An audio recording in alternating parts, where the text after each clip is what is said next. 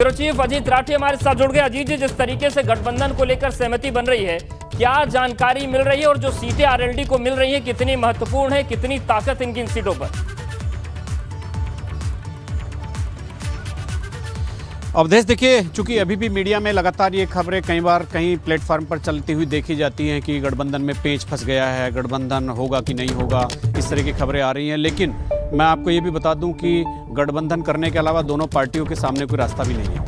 राष्ट्रीय लोकदल और समाजवादी पार्टी अगर इस बार गठबंधन नहीं करेंगे तो उनको वो भी जानते हैं कि भारतीय जनता पार्टी को फायदा होना है। तीसरी बहुत अहम बात है कि दोनों के बीच जो 2-3 दिन पहले लखनऊ में बैठक हुई थी अखिलेश और जयंत के बीच में, उसमें सीटों पर साझेदारी का एक फार्मूला तैयार हो गया है। और जितनी सीटें अभी आपने एबीपी गंगा के दर्शकों को बताई है, उसमें गौतम बुद्ध नगर की एक सीट और जोड़ लीजिए जिसका नाम जेवर है, वो भी राष्ट्रीय लोकदल के खाते में चली गई है। लगभग जितनी संभावना इन सीटों पर हमने एबीपी गंगा के ने अपने दर्शकों को दिखाई है, जेवर भी उसमें एक सीट है जो इसमें प्लस होगी। इसके अलावा जैसे मैं सहारनपुर की बात करूंगा तो सहारनपुर बेहट एक नंबर से एक सीट शुरू होती है, वो समाजवादी पार्टी के खाते में जाएगी। ऐसा मूल्यांकन करना सीट वाइज बहुत मुश्किल होगा और बहुत इसमें समय भी चाहिएगा। लेकिन सहारनपुर में 2 सीट देवबंद और रामपुर मनिहारन ये लोकदल को देने पर सहमति बनी है। अभी लोकदल वहाँ पर एक सीट है नागल, तो नागल सीट पर भी अपना दावा जता रहा है। इसके बाद फिर शामली में 3 विधानसभा सीटें हैं, 3 में से 2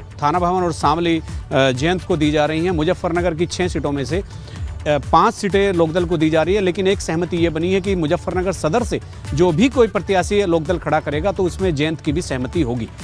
तो इस तरह से ये पूरा एक जैसे बिजनौर का, जैसे अभी अपने दर्शकों को बताया जिले वाइज जो एक फिगर दी है, जो जिनकी संभावना है, जिन पर सहमति हो गई है, तो ये चूंकि इस बार दोनों नेता जानते हैं कि इससे बड़ा अवसर नहीं हो सकता। किसान आंदोलन को एक कैश करने के लिए एक दूसरी परिस्थिति कभी ऐसे तैयार नहीं होगी, पैदा नहीं होगी। और दोनों लोग जानते हैं, अखिलेश भी जानते हैं, जयंत भी जानते हैं कि इस बार जैसा अवसर प्राप्त हुआ है वो बहुत मुश्किल से प्राप्त होता है।